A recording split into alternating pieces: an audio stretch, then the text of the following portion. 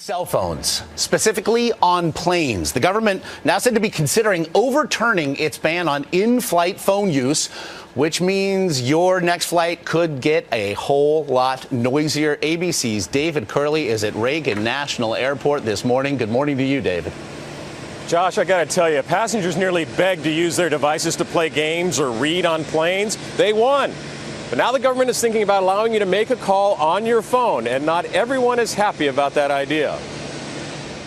We've all heard it before. Okay, you know you're on an airplane and the flight attendant asks you to turn your cell phone off?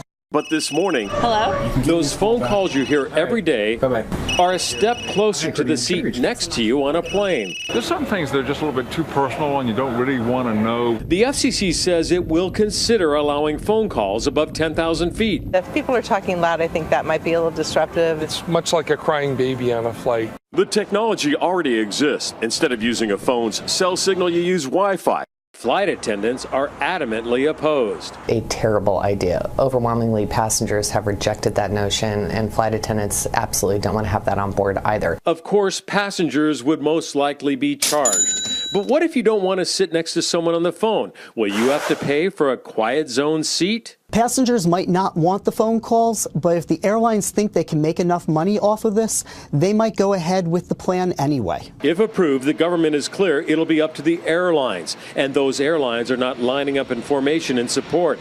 United, customers have expressed concern. JetBlue, people may not want change. Delta, asked if it would allow phone calls in flight, said no.